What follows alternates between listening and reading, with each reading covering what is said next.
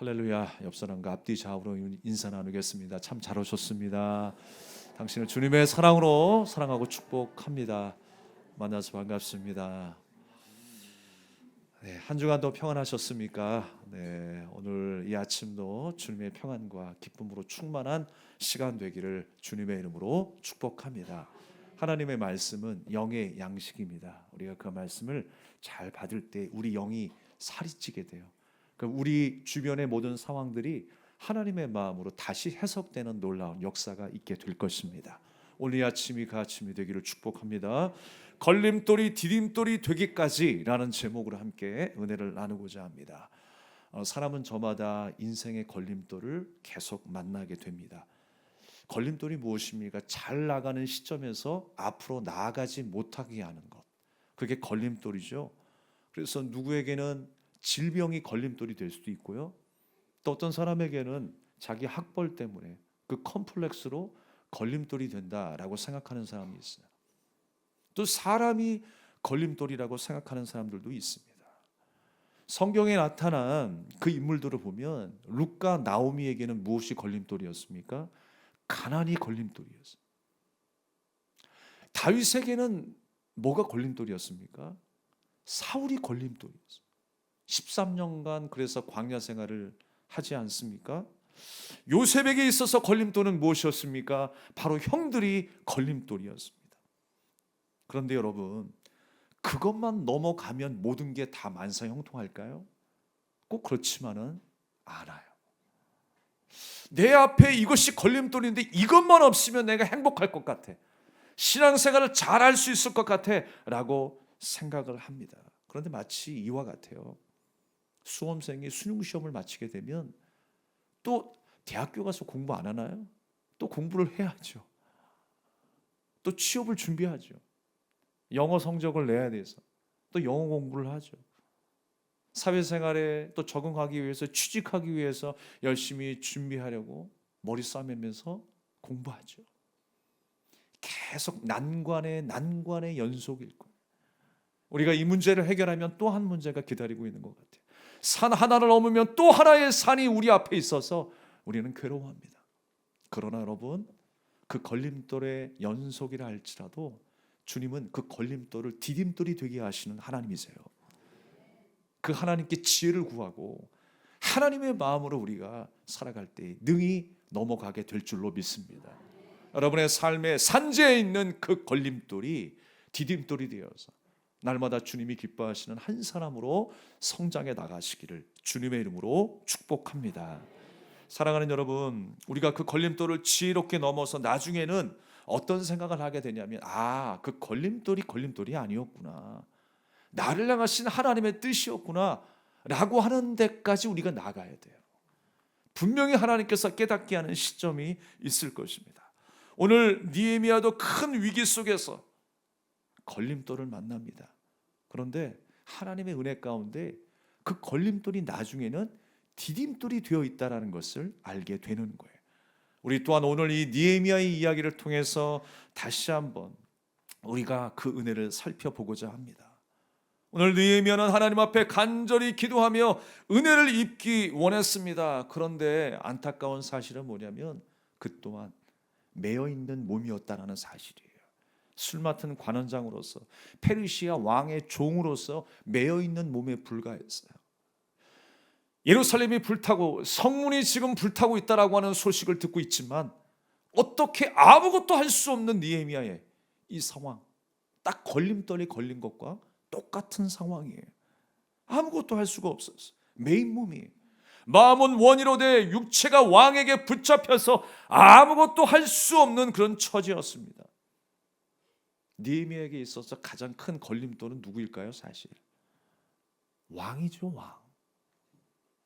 그 왕 앞에서 무엇을 할 수 있을까요? 왕과 대화를 하면서 왕에게 요청을 한다고요? 사실 여러분, 왕이 불러주기 전에는 느헤미야는 꼼짝도 할 수 없는 사람이에요. 왕후까지라도 왕이 불러주지 않으면 꼼짝도 할 수 없는 사람들이에요. 그런데 지금 느헤미야가 뭘 하겠다라는 거예요. 딱 묶여있는 상황입니다. 그리고 성벽을 재건하는 여러 가지 문제들이 있습니다. 재건하는 데 필요한 재료들이 있어야 되고요. 또 1400km 이상 먼 거리를 여행하는 동안에 강도를 만날 수 있는 위험이 있어요. 또 군대와 마병이 필요한 것이죠. 또 무엇보다 조소가 필요했어요. 페르시아 왕 때, 이 아닥사스다 때, 이 알렉산더 대왕 때 얼마나 많은 땅을 차지했는지 여기저기 총독이 그 지방을 다스리고 있었어요. 그래서 그 지방을 통과할 때마다 조소가 필요했던 거예요. 왕의 허락이 있는 그 문서, 공식 문서가 필요했던 거예요.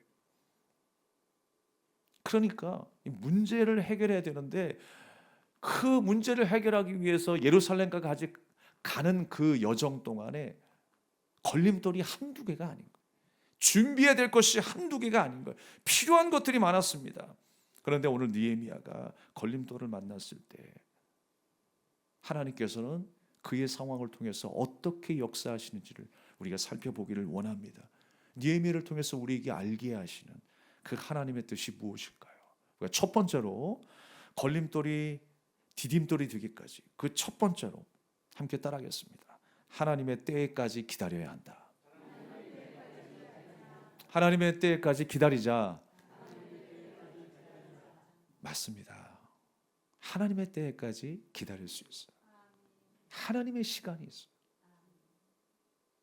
우리가 일반적으로 느끼는 이 시간, 똑딱똑딱 지나가고 있는 이 시간, 이것이 바로 우리가 느끼는 시간인데요. 하나님의 시간이 있어요. 그 영원한 시간이 있어요. 카이로스라고 하는 하나님의 때에 이루어지는 그 시간이 있다라는 거예요. 사랑하는 여러분, 오늘 본문 1절의 말씀에 보면 시간에 대한 이야기가 나옵니다. 언제라고 이야기를 해요? 니산월이라고 그랬어요. 니산월에 느헤미야가 왕 앞에 나와서 포도주를 따릅니다. 잔치였는지 무슨 회의를 했는지는 모르겠습니다만 그때 마침 왕 앞에 나와서 포도주를 따르고 있는 거예요. 니산월이라고 그랬어요. 그런데요, 지금 이 사건이 일어나게 된 1장 1절부터 또 시간의 때를 우리에게 말씀하고 있습니다. 기스를월. 발음도 좀 힘들어서 자꾸 혀가 꼬이는데 기스를월. 그러니까 1장 1절부터 시작되어서 지금 2장 1절에 당도하기까지 느헤미야가 예루살렘이 불타는 모습을 생각하면서 가슴 아파하며 식음을 전폐하고 눈물로 하나님 앞에 기도드렸던 그 시간이 장장 얼마의 시간이었느냐? 4개월의 시간이었다라는 거예요. 기스로부터 니산월까지 4개월 동안 가슴앓이 하면서 예루살렘을 위하여 하나님 앞에 간절히 기도했던 거예요. 40일도 힘든데, 아니 요즘에 4일 동안 연속으로 기도하는 것도 힘든데, 고난주간 특별 새벽기도 나오라고 해도 힘들어서 못 나온다고 하는 사람들이 있는데 4개월 동안 하나님 앞에 간절히 금식하며 기도했어요. 여러분, 그 시간 동안에 아무것도 이루어진 것이 없어요. 아무것도 이루어진 것이 없습니다. 얼마나 답답합니까? 우리도 그렇습니다. 하나님 앞에 기도했는데 내가 필요한 때에 내가 필요한 것을 하나님이 주시지 않을 때 얼마나 답답합니까? 근데 여러분, 해답은 거기에 있어요. 왜 답답하고 왜 가슴이 아픈 줄 알아요, 여러분? 내가 그 시간을 정했기 때문에 그래요. 그래서 그 시간에 응답이 되지 않고 그 시간을 지나가 버리면 나는 두렵기 시작한 거예요. 아, 왜 안 되지? 내가 하나님 앞에 기도했는데 왜 응답이 없지? 하나님 살아 계시는가? 나 사랑받는 하나님의 자녀 맞아? 여기까지 가는 거죠. 그러나 여러분, 그건 내가 정한 시간이에요. 하나님이 정한 시간이 있다라고 하는 사실입니다. 사랑하는 여러분, 아무 일도 일어나지 않는 것이 아니에요. 오늘 이 순간도 나를 위하여 일하시고 나를 선한 길로 인도하신 그 하나님의 손길이 우리와 함께하고 있음을 기억하시기 바랍니다. 내가 시간을 정하니까 실망이 클 수밖에 없는 거예요. 내가 원하는 시간이 지났기 때문입니다. 그러나 우리는 하나님의 시간까지 인내하며 나가야 합니다. 사도행전에 보면요, 베드로가 설교했었을 때 3,000명이 회개하고 돌아오는, 5,000명이 회개하는 놀라운 역사가 있었어요. 이게 베드로가 능력이 있어서 그랬을까요? 기도를 많이 해서 성령 충만해서 이 베드로의 능력으로 이러한 역사가 나타났을까요? 여러분, 하나님이 그곳에 함께 하셨기 때문입니다. 요엘 선지자를 통해서 이미 예언된 성령이 이 땅 가운데에 임하게 될 것을 예언했던 그 말씀이 이루어지는 하나님의 때가 된 거예요. 성령이 임하시리라 라고 하는 그 약속의 때가 바로 베드로가 설교했었을 때, 주님의 제자들이 복음을 증거했을 때 성령의 역사가 나타나고 이러한 기적들이 나타났다라고 하는 것입니다. 오늘 어떤 이에게는 성령이 임하셔서 하나님의 말씀을 깊이 깨닫는 역사가 이 아침에 나타날 것입니다. 오늘 성령으로 충만해서 어떤 이에게는 마음의 상함이, 마음의 응어리가, 근심이 떠나가게 되는 역사가 이 아침에 일어날 줄 믿습니다. 갈 길 몰라 방황하며 공허한 인생 가운데 어떻게 내 진로를 정하고 어떻게 내 인생을 살아가야 하는가, 이 문제를 풀어가야 할까 고민하는 이들에게 하나님의 말씀이 해답으로 다가오는 역사의 현장이 될 것입니다. 하나님의 때라는 거예요. 하나님이 주관하셔야 한다라고 하는 것입니다. 다윗도 마찬가지입니다. 다윗이요, 사무엘을 통해서 기름 부음을 받잖아요. 왕의 기름 부음을 받습니다. 근데 그가 왕으로서의 어떤 생활을 못해요. 누가 있어서? 사울이 걸림돌이 돼가지고 사울이 그 자리를 차지하고 있어가지고 여전히 왕의 기름 부음을 받아도 왕의 역할을 감당하지 못하는 거예요. 그런데 여러분, 13년의 시간이 지났습니다. 14년 동안 여러분 얼마나 답답했겠습니까? 내가 왕으로 기름 부음 받았는데 맨날 사울에게 쫓김을 당하고 굴로 피하고 바위로 피하고 이게 뭐야? 라고 할 수 있는데, 하나님의 때가 되니까 하나님이 다 정리하시더라. 사울도 정리하시더라. 하나님의 때에 하나님이 정리하시는 거예요. 모세는 어땠습니까, 여러분? 모세가 언제 부름을 받았어요? 몇 살에? 80살에 부름을 받았어요. 그때는 80살이어도 젊었겠지. 그때 80이나 지금 80이나 비슷한 거예요. 80보다 더 오래 산 사람들도 있겠죠.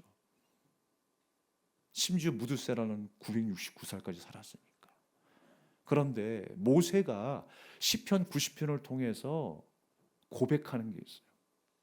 우리 인간의 수명이 몇 살이래요? 70이래요. 강건하면 80이라는 거예요.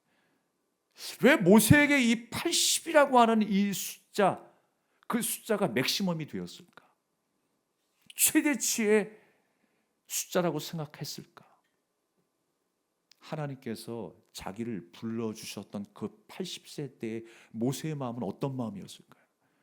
나는 아무것도 할 수 없는 나이라고 생각했을 거예요. 그래서 하나님 앞에 변명합니다. 주님, 내 입술이 우둔해가지고 뭐가 부족하고 뭐가 부족해서 나는 하나님 앞에 쓰임받을 수 없습니다. 가장 연약하고 가장 부족한 그때 모세는 그때가 80이라고 생각한 거예요. 사랑하는 여러분, 우리가 가장 연약하고 아무것도 할 수 있는 것이 없다라고 생각하는 그때에 내 앞에 걸림돌이 있어서 난 더 이상 앞으로 전진할 수 있는 힘과 능력이 없습니다 라고 할 그때에 하나님이 명하시고 하나님이 약속하셨다면 그때에도 반드시 하나님의 역사는 나타나게 될 줄 믿습니다.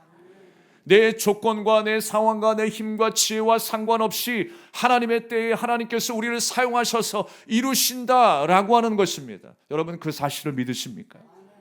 그렇다면 우리 끝까지 인내하며 하나님 앞에 기도할 수 있길 바랍니다.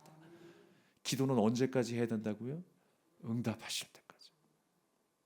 응답이 여러 가지로 나타나죠. 내가 원하는 때 나타날 수 있고 한참 후에 나타날 수 있고 무응답으로 하나님 말씀하실 때도 있어요. 근데 나중에 우리가 보니까 하나님이 이렇게 역사하셨네. 깨닫게 되는 거예요. 보여지는 거로 우리가 만져지는 걸로 우리가 느끼지 못했을지라도 하나님은 하나님의 뜻을 이루어 가시는 전능하신 분이심을 기억하시기 바랍니다. 사랑하는 여러분, 하나님의 역사를 나타내기 위해 연약한 한 사람을 불러주셨어요. 이것이 우리의 시간과 하나님의 시간의 차이라는 거예요. 우리는 알 수 없지만 하나님께서 하나님의 때에 부르셔서 일하신다라고 하는 것입니다. 오늘 느헤미야도 마음은 예루살렘에 있는데 느헤미야는 여전히 왕께 포도주를 따르고 있는 처지에 있습니다. 얼마나 비참한 상황입니까? 주의 일과 아무런 관계가 없는 것처럼 보여요. 하나님, 내가 하루하루 반복되어 이렇게 예배하는데, 하나님을 찬양하고 기도하는데, 또 우리 일상에서, 직장에서 여러 가지 일들을 합니다. 정말 이것이 이 문제와 관련이 있습니까? 하나님, 내가 기도하는 모든 제목들과 이런 상황에 관련이 있습니까? 답답합니다. 절망이 이르렀습니다. 낙심하며 살아갈 때가 얼마나 많이 있습니까?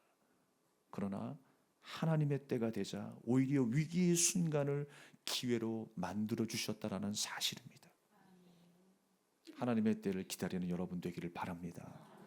두 번째로, 걸림돌이 디딤돌이 되기까지 두 번째로 하나님의 방법으로 이루심을 기억해야 합니다. 하나님의 때가 되어서 사람의 방법이 아닌 하나님의 방법으로, 우리가 생각할 땐 너무나 어이없는 방법이라 할지라도 하나님께서는 그 방법을 통해서 이루신다라고 하는 거예요. 오늘 2절의 말씀에 보면 왕이 내게 이르시되 내가 병이 없거늘 어찌하여 얼굴에 수심이 있느냐, 이는 필연 내 마음에 근심이 있음이로다 하더라. 그때 내가 크게 두려워했다. 야, 너 병이 없는 걸로 생각했는데 지금 왜 수심이 가득하니? 어디 아프니?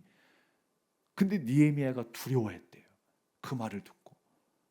여러분, 그게 두려워할 말입니까? 지금요, 느헤미야가 두려워할 수밖에 없는 이유가 몇 가지 있어요. 한 가지는 뭐냐면, 느헤미야의 직업이 뭐예요? 지금 술 맡는 관원장 아니에요. 왕이 마시는 포도주에 독이 있나 없는가, 그것을 확인하는 사람이 느헤미야 아닙니까? 그런데 혹시 느헤미야가 매수당해가지고 돈 받고 나를 죽이려고 하는 거 아닌가? 너 왜 이렇게 얼굴이 불안해 보여? 수심이 가득해 보이는데 너 뭐 있지? 한번 조사해야 되겠어? 라고 할 수 있는 거 아니에요? 그런 마음이었다면 느헤미야가 아이고 들켰구나, 큰일 났네, 얼마나 두려워했겠습니까? 그리고 여러분, 느헤미야가 마음을 들킨 것처럼 생각될 때 얼마나 두려웠겠어요. 야, 이거 예루살렘을 재건한다고 하고 지금 내가 예루살렘으로 가야 한다라고 이야기하면 왕이 화내시는 거 아닐까? 우리 나라 말고 다른 나라가 번성해서 재건을 해서 그 나라가 이 페르시아 왕국을 치면 어떻게 할 거예요? 그 계획을 왕이 알면 나를 죽이려고 하는 거 아닐까? 나는 하나님의 그 성을, 하나님의 성전을 재건하려고 하는 것인데 왕이 그렇게 오해해서 나를 죽이려고 하면 어떡해? 그런 마음이 있는 거예요. 그래서 여러분, 느헤미야는 크게 두려워했다라고 하는 것입니다. 어찌하여 얼굴에 수심이 있느냐라고 했어요. 생각해 봅시다. 여러분, 뭔가 문제가 있다는 것이기 때문에 표정 관리도 안 되는 거잖아요. 그런데 지금 이 위기 속에서 두려움에 떨고 있는 상황 속에서 하나님은 어떻게 역사하신 줄 아세요? 참 이해가 안 되는 상황 속에서 하나님께서는 그 왕의 마음을 움직이고 계십니다. 오늘 3절에 보면 왕께 대답하되 왕은 만세스를 하옵소서, 내 조상들의 묘실이 있는 성읍이 이제까지 황폐하고 성문이 불탔사오니 내가 어찌 얼굴에 수심이 없사오리까. 자초지정을 다 얘기했어요. 그렇게 이야기했을 때 왕이 어떻게 반응합니까? 네 소원이 무엇이냐?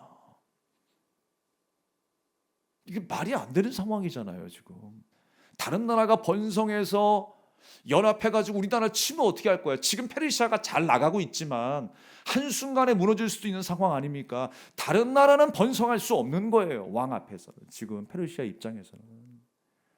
그런데 페르시아가 아니라 내 부하가 자기 나라에 가가지고 자기 나라를 다시 한번 일으켜가지고 뭔가 회복시키겠다라고 하는 이야기를 들었을 때 왕의 마음이 편했겠냐고요. 그런데 네 소원이 무엇이냐? 소원을 말해봐. 소원을 말해보라는 거예요. 그랬을 때 여러분, 느헤미야의 반응이 뭐였습니까? 하나님 앞에 묵도했다라고 했어요. 이 묵도가 무엇입니까? 기도했다라는 거예요. 하나님 앞에 간절히 기도하는 거예요. 왕이 지금 소원을 물어보는데 그 소원을 묻는 그 가운데서도 하나님 앞에 기도하고 지금 왕에게 간청하는 것입니다. 그 기도의 내용이 무엇이었을까요? 지금 정확하게 나오지는 않습니다만 우리는 유추해 볼 수 있어요. 기도하고 나서 왕에게 간청했던 내용이 있어요. 5절 말씀 우리 다시 한번 좀 읽어볼까요? 5절에 시작. 왕에게 아뢰되 왕이 만일 좋게 여기시고 종이 왕의 목전에서 은혜를 얻어 싸우면 나를 유다 땅 나의 조상들의 묘실이 있는 성읍에 보내어 그 성을 건축하게 하옵소서. 여러분, 지금 느헤미야가 하나님 앞에 간절히 기도하는 마음은 어떤 마음일까? 바로 이런 거 아니겠어요? 주님, 제가 너무나 두렵습니다. 왕의 마음을 녹이셔서 나를 좀 좋게 여기게 해주세요. 이런 기도 아니었겠습니까? 주님, 왕의 목전에서 은혜를 좀 얻게 하소서. 이런 기도 아니었을까요? 또 오늘 5절의 말씀처럼 나를 유다 땅 나의 조상들의 묘실이 있는 성읍으로 보내주시옵소서. 이거 아니겠어요? 지금 갈 수 없는 상황이잖아요. 그러니까 이 기도를 하나님 앞에 간절히 기도드렸을 거예요. 그리고 그 성을 건축하게 하옵소서 이렇게 기도했을 거예요. 그러고 나서 그 왕께 이 부탁을 그대로 올리고 있는 것입니다. 그때 왕후도 왕 곁에 있었다라고 기록하고 있어요. 왕도요. 그 당시에 왕도 자기 아내의 얼굴을 살핀 거예요. 만약에 왕후의 얼굴이 별로 좋지 않았다, 반대하는 얼굴이었다라고 하면 이 왕도 허락을 안 했을지 모르겠습니다. 왕후가 거절의 눈빛을 보냈으면 허락하지 않았을 거예요. 그런데 왕후도 싫어하는 눈빛이 아니었다라는 것이죠. 하나님께서 그 마음까지도 주장하고 계시는 거예요. 하나님이 하시고자 하는 일 앞에서는 이렇게 사람도 막지 못합니다. 오히려 왕이 하는 일에 힘을 실어주게 되는 것이죠. 오늘 8절 말씀에 보니까 어떤 말씀이 있어요? 기가 막힌 말씀이 있어요. 하나님의 선한 손이 나를 도와서. 하나님의 선한 손이 나를 도왔다라는 거예요. 하나님이 나를 도우셔서 왕이 나의 요청에 허락하셨다라고 지금 신앙 고백하고 있는 거예요. 이건 여러분 단순히 내가 원하는 것을 하나님이 주셨기 때문에 하나님 참 선하시네, 주님께서 나를 도우셨네, 이러고 넘어갈 그런 말이 아니에요. 여러분, 성경 말씀에 보면 선하다, 좋다라고 하는 말씀들이 참 많이 등장합니다. 같은 의미예요. 이 말씀이 어디에서부터 나왔냐면 창세기에서부터 나왔어요. 하나님이 세상 만물을 만드시면서 보시기에 좋았더라, 선했더라. 그게 선한 거예요. 우리 사람을 만드시고 하나님이 보시기에 어떻게 좋았더라? 심히 좋았더라. 왜 좋은 줄 아세요? 죄가 없었거든요. 하나님과 교제했거든요. 하나님의 형상을 닮은 내 자녀가 내 앞에 있거든요. 하나님의 말씀에 순종하는 아름다운 모습, 그 상태가 가장 선한 모습이라는 거예요. 할렐루야. 사랑하는 여러분, 하나님께서 우리를 바라보실 때 가장 선한 모습이 언제일까요? 예배할 때 아니겠어요? 간절히 기도할 때 아니겠습니까? 함께 사랑할 때 아니겠습니까? 하나님의 선하심, 하나님의 인도하심을 지금 경험하고 하나님의 역사하심을 경험하면서 느헤미야는 지금 어떤 마음을 갖고 있을까요? 지금 무엇을 깨닫고 있을까요? 단순히 내가 원하는 것, 내가 부족한 것 이것만 해결해 주시면 돼가 아니라 이 모든 과정을 통해서, 방법을 통해서 느헤미야는 분명한 한 가지를 깨닫고 계시는 거예요. 야, 타락한 이스라엘 백성들이, 타락한 하나님의 백성들이 그 선한 뜻의 자리까지 회복되기를 원하시는구나. 그 일들을 위해서 이런 일이 있구나. 그 일들을 위해서 나를 술 맡은 관원장으로 불러주셨고 지금 왕 앞에서 요청하게 하셨고, 이렇게 해석이 되는 거예요. 사랑하는 여러분, 이제까지 내가 여기까지 오게 된 것, 하나님의 은혜로 생각한다면 수많은 일이 있었던 것 내가 재수 없어서가 아니라 하나님의 선한 손길이 있었기 때문에 내가 이 자리에 있는 거예요. 하나님의 선한 손길이 지금도 나를 돕고 있음을 여러분 기억하시기 바랍니다. 이것은 여러분 온전한 믿음의 고백을 하는 순간이 된 거예요. 느헤미야가 이 모든 일들이 내가 포로로 끌려오고 술 맡은 관원장이 되고 예루살렘이 이렇게 불타게 된 것, 결론적으로는 하나님이 기뻐하시는 그 선한 모습을 기대하시는데 우리가 지금 죄 가운데 타락 가운데 있구나, 우리를 그 선한 자리로 인도하기를 원하시는구나, 그 하나님의 마음을 알게 되는 거예요. 상상할 수 없는 상황과 환경 가운데 하나님께서 깨닫게 하시죠. 우리가 그 선한 길로 걷기를 원하세요. 하나님을 온전히 의지하고 온전히 예배하는 그 자리에 날마다 머물기를 주님은 간절히 원하고 계십니다. 사랑하는 여러분, 엘리야의 이야기도 있잖아요. 비가 내리지 않았을 때 하나님께서는 비를 내릴 것이라고 먼저 약속하십니다. 그래서 하나님 앞에 기도하기 시작합니다. 그런데 구름 조각 하나 보이지 않는 거예요. 그러면서 또 기도하고 또 기도하고 7번을 기도합니다. 그때에 하나님께서 작은 구름 조각 하나를 보여주셨어요. 그리고 아합 왕에게 비가 올 것이라고 전화합니다. 한 번 기도하면 될 것을 왜 하나님께서 7번까지 기다리셨을까요? 하나님께서 능력이 없으셔서? 아니죠. 7이라고 하는 숫자는 완전 숫자죠. 온전함의 숫자죠. 하나님께서는 그 온전한 믿음의 고백을 받기를 원하시는 거예요. 그 온전한 중심의 마음을 하나님 앞에 올려드리기를 기다리시는 거예요. 그때가 되고 그 방법으로 하나님께서 역사하셨다는 것입니다. 사랑하는 여러분, 하나님은 능력의 하나님이십니다. 7번이 아니라 한 번으로도, 아니 아예 그 일이 발생하지 않도록 하실 수도 있는 분이 하나님이셨습니다. 그러나 7번의 기도를 통해서 엘리야의 온전한 기도를 듣기를 원하실 거예요.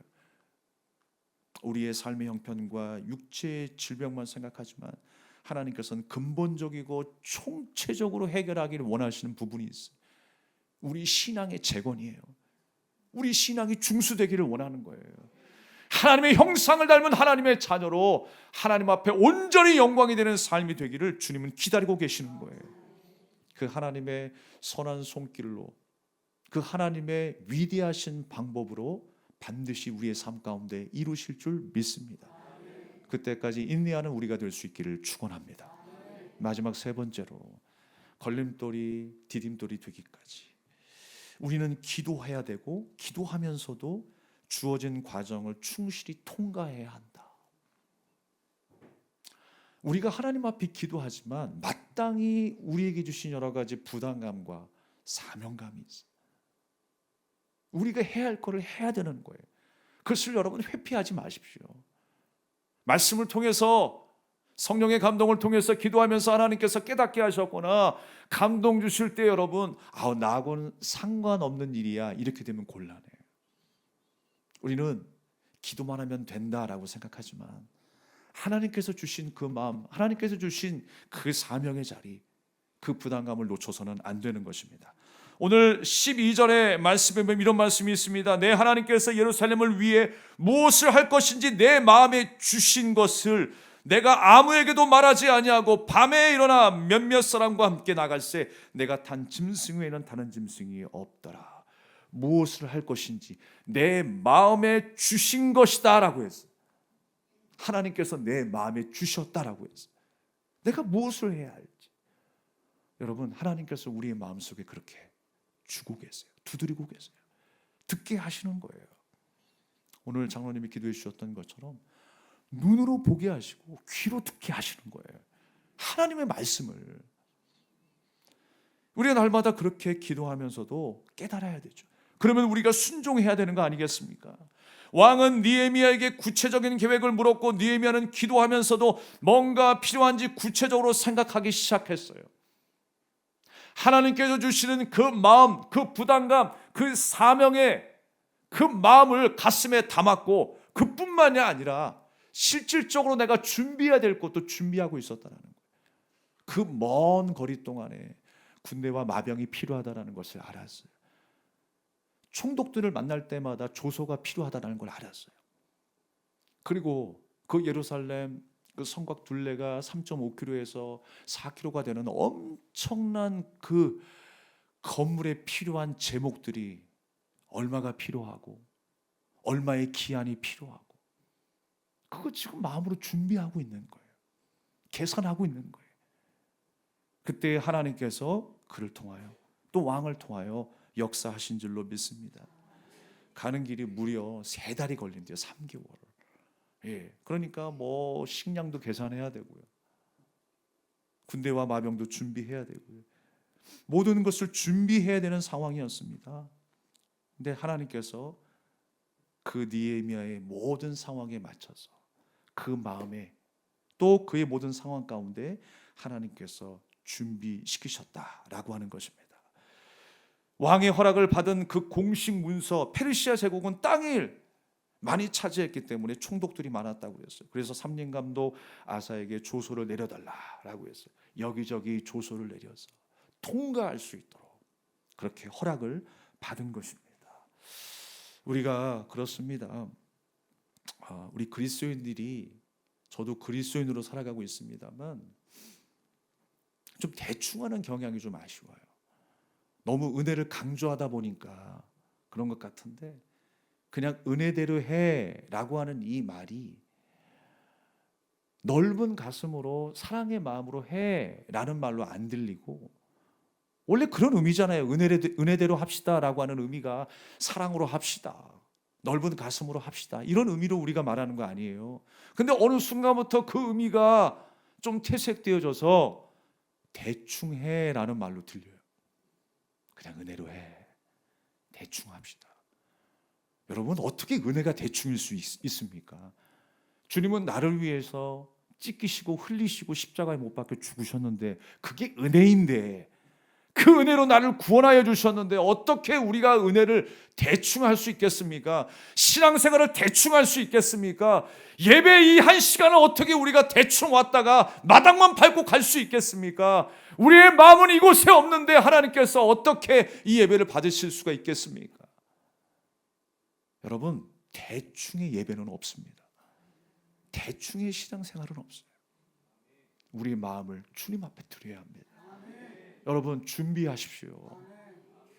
어떻게 하나님 나라의 그 완전한 하나님 나라의 하나님의 백성이 뭐 티켓 하나 딴 것처럼 우리가 구원받았으니까 그냥 들어갑니다.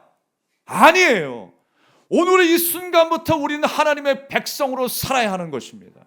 하나님의 말씀의 통치와 그 다스림 가운데에 믿음으로 순종하며 이 육체를 입은 이 세상에 이 인생 가운데 닥치는 고난을 잘 이기고 주님의 때까지 우리가 걸어가야 하는 것입니다. 대충이 어디 있어요, 여러분? 매일 싸워야 되는 것이고 매일 연단돼야 되는 것이고 매일 우리가 그 유혹을 이기고 승리해야 되는 것인데 대충이 어디 있습니까, 여러분?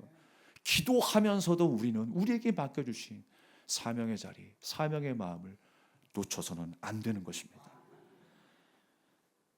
사랑하는 여러분, 세상에서 구별된 인생이라고 우리가 세상의 법과 질서를 지키지 말라는 것이 아니죠.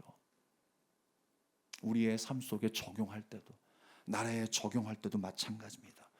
하나님의 말씀이 법보다 앞선다라고 하는 의미는 무엇입니까? 무질서해도 괜찮다 그런 말이 아니잖아요. 그런 말이 아닙니다, 여러분. 하나님의 자녀라면 마땅히 우리가 어디에 있든지 당연히 질서를 지키는 거, 헌법을 지키는 거 당연한 거예요.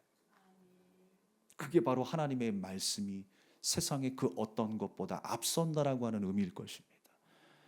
하나님이 창조하셨으니 하나님이 지금도 주권을 가지고 세상을 다스리시고 우리 인생을 주관하고 계시니 내가 마땅히 하나님의 자녀라면 하나님 안에 속한 그 질서도 지키는 것이 당연하다. 이렇게 해석이 돼야 되죠. 나는 하나님의 자녀니까 내 마음대로 사는 거예요. 내가 떠들고 싶은 대로 외치고 내가 막말하고 싶은 대로 막말하는 것이 여러분 하나님의 뜻입니까? 절대로 그렇지 않습니다.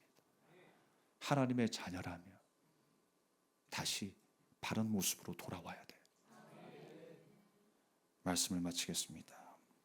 느헤미야 앞은 걸림돌로 가득 차 있습니다. 우리 인생도 한 고비를 넘으면 또 하나의 고비가 우리 앞에 놓이게 될 것입니다.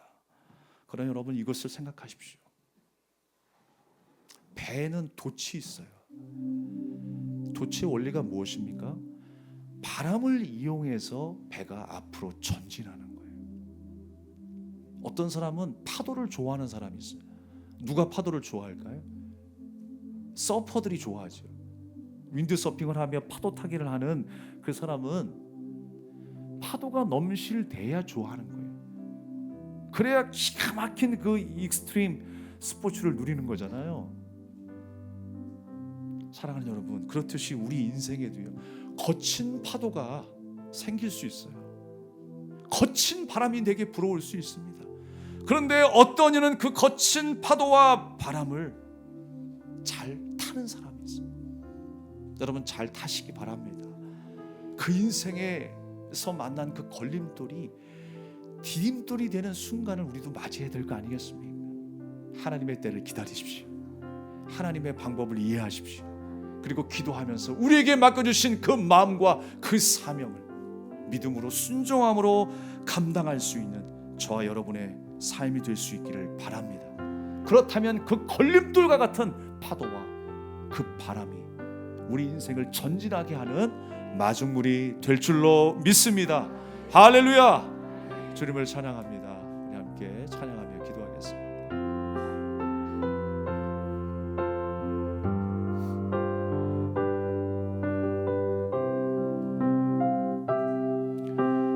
말씀 앞에서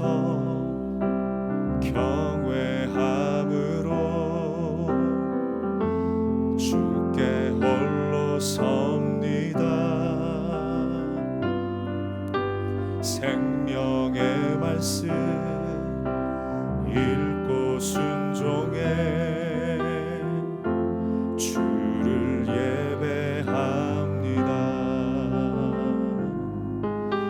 기록된 말씀 힘이 있어서 진리로 우리 거룩해 하며 거룩한 말씀 세세 영원히 복음이 되어 말씀하시네. 하나님 말씀에 생명을 거는 자, 그 말씀에 생명을 거는 자 항상 찾으시는 주님의 약속을 믿어 하나님 말씀에 운명을 거는 자 순종하며 주 따라가는 자 영원한 하나님 나라 이뤄갈 주의 교회여 일어나라. 말씀 앞에서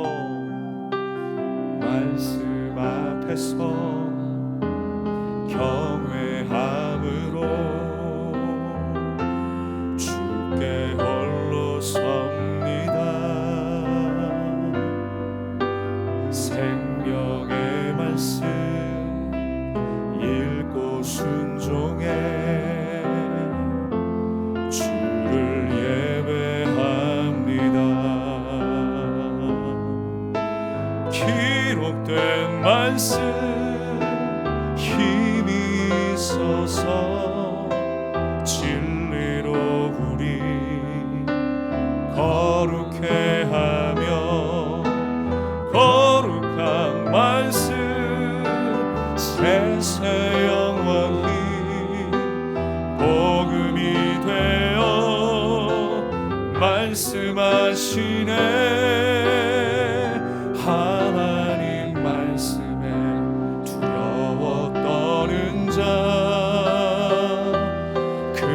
말씀에 생명을 거는 자 한 사람 찾으시는 주님의 약속을 믿어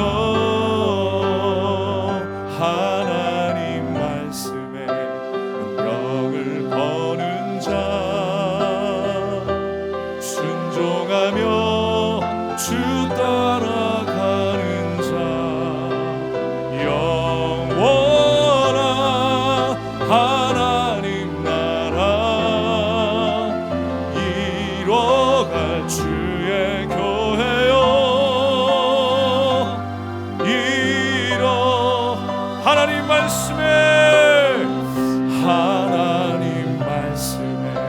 두려워 떠는 자 그 말씀에 생명을 거는 자 한 사람 찾으시는 주님의 약속을 믿어 하나님 말씀에 운명을 거는 자 순종하며 주 따라가는 자 영원한 하나님 나라 이뤄갈 주의 교회여